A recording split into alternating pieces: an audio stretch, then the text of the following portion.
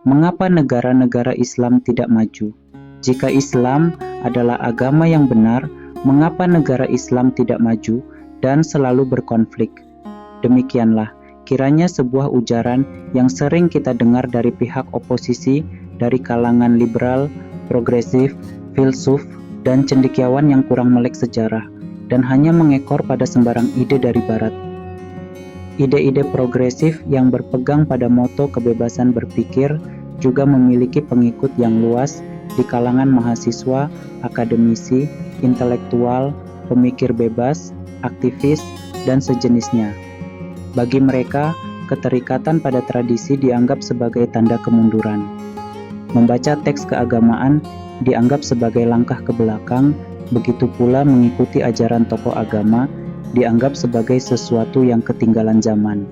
Akibatnya, kita seringkali dihadapkan pada kebutuhan untuk mendalami kearifan yang terkandung dalam karya-karya filsuf eksistensialis seperti Friedrich Nietzsche atau Albert Camus, serta mengapresiasi karya sastra dari penulis-penulis besar seperti Dostoyevsky atau Leo Tolstoy agar memperkaya wawasan budaya kita.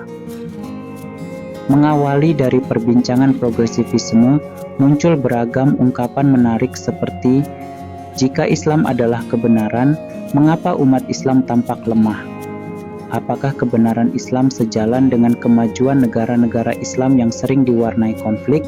Serta pertanyaan menarik lainnya seperti, jika Islam benar, mengapa belum ada ilmuwan Muslim yang meraih penghargaan Nobel?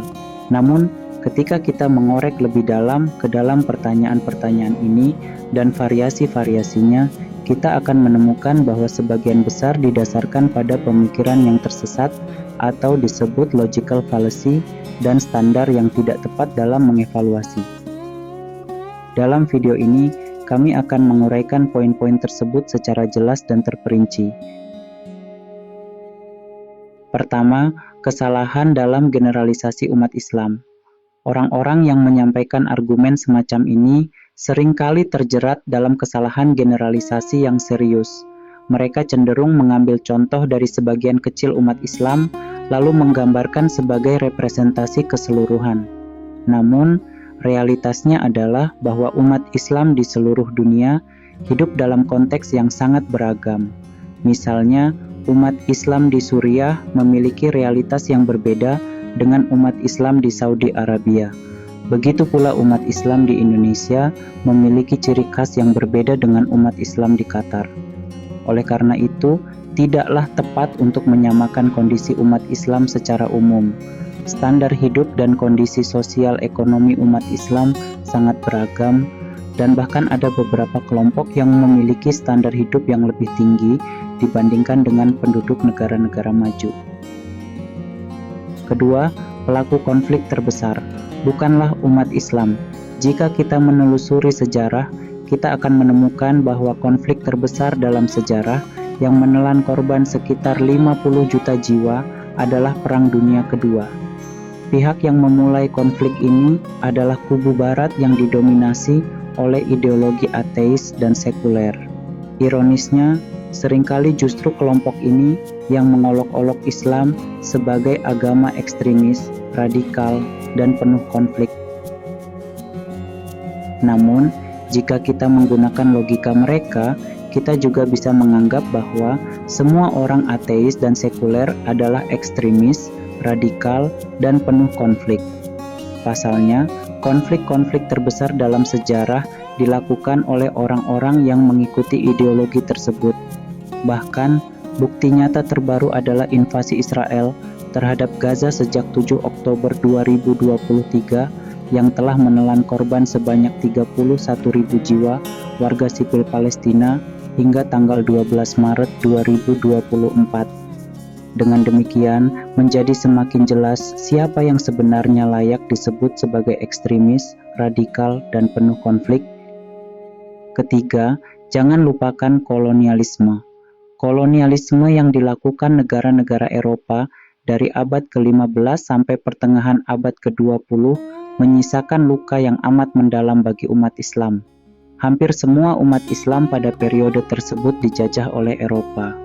Mulai dari umat Islam di bagian paling barat, yaitu Maroko, hingga umat Islam paling timur di Indonesia.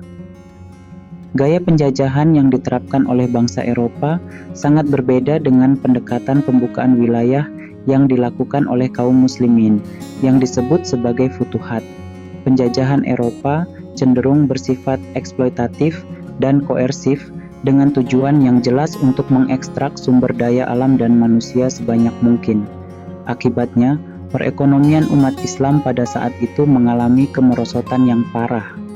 Setelah era kolonialisme berakhir, negara-negara Islam yang baru merdeka seringkali terpuruk dalam keadaan politik, ekonomi, dan sosial yang hancur akibat eksploitasi tersebut. Alam mereka diekstrak habis, sementara manusianya dijadikan budak. Dampaknya masih terasa hingga saat ini, di mana beberapa negara bekas jajahan belum pulih sepenuhnya dari warisan kolonialisme, baik itu akibat dampak langsung maupun tidak langsung, seperti dukungan dari negara-negara barat pasca kolonialisme terhadap pemimpin-pemimpin sekuler di negara-negara dengan mayoritas penduduk muslim. Keempat, Islam dilihat dari sumbernya bukan umatnya. Sebagai penganut Ahlus Sunnah wal Jamaah, kita meyakini bahwa sifat yang suci atau terjaga dari kesalahan hanya dimiliki oleh para nabi alaihimus salatu wassalam. Kita juga memahami bahwa pemahaman agama dalam komunitas muslim yang beragam, dari yang memahami sebagian besar syariat Islam hingga yang memiliki pemahaman yang terbatas dan praktik yang sederhana terhadap ajaran Islam. Dengan demikian, tindakan yang dilakukan oleh individu atau kelompok muslim dapat diterima atau dikritik tergantung pada sejauh mana kesesuaian mereka dengan Al-Quran, Sunnah, dan kesepakatan para ulama. Oleh karena itu, Islam seharusnya dinilai berdasarkan ajarannya yang terdapat dalam Al-Quran dan Sunnah, bukan berdasarkan tindakan individu atau kelompok muslim. Jika kita ingin memahami hakikat Islam, kita harus kembali kepada sumbernya yang utama, yaitu Al-Quran dan Sunnah Rasulullah Muhammad, yang mana beliau adalah teladan sempurna dalam praktik ajaran Islam. Seperti yang disampaikan oleh istri beliau, Sayyidah Aisyah radhiyallahu anha, kana khuluquhul Quran, akhlak Rasulullah adalah Al-Quran. Kelima, sunnatullah di alam semesta. Maju dan pesatnya kemajuan peradaban barat dewasa ini dipengaruhi oleh penggunaan mereka terhadap sebab-sebab kemajuan material yang tersedia di alam semesta. Sebab-sebab ini telah ditetapkan oleh Allah untuk semua makhluknya tanpa memandang agama atau keimanan mereka. Sebagai umat Islam, kita meyakini bahwa Allah telah menetapkan ketentuan-ketentuan tertentu dalam tatanan alam semesta ini, dan siapapun yang mematuhi aturan-aturan tersebut, baik beriman atau tidak, akan merasakan akibatnya. Ini merupakan sunnatullah atau hukum alam yang berlaku untuk seluruh ciptaannya. Dengan demikian, Allah memberikan hasil kepada setiap individu sesuai dengan usaha yang mereka lakukan tanpa memedulikan agama atau kepercayaan mereka. Keenam, standar keberhasilan tidak hanya soal kemajuan materi. Merupakan kekeliruan besar jika kita menganggap sesuatu itu sebagai sukses dan maju berdasarkan sisi materi saja. Sebab, kemajuan seseorang atau suatu populasi di dunia dari sisi materi bukanlah tujuan Allah Ta'ala menciptakan manusia. Allah Ta'ala berfirman, وَمَا خَلَقْتُ الْجِنَّ وَالْإِنسَ إِلَّا لِيَعْبُدُونَ. Aku tidak menciptakan jin dan manusia, melainkan agar mereka beribadah kepadaku. Quran Surat Az-Zariyat ayat 56. Sehingga sukses secara materi tanpa didukung dengan tujuan terbesar diciptakannya manusia, yaitu beribadah kepada Allah dan menaati perintahnya, tidak bernilai apapun.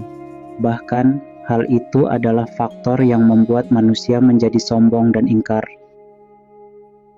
Sebagai kesimpulan, jika Islam benar, mengapa negara Islam tidak maju?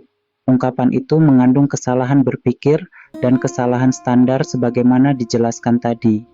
Maka, kebenaran Islam tidak dapat diganggu-gugat hanya karena kondisi ekonomi atau sosial dari pemeluknya. Melainkan, kita perlu melihat Islam dari dalil-dalilnya.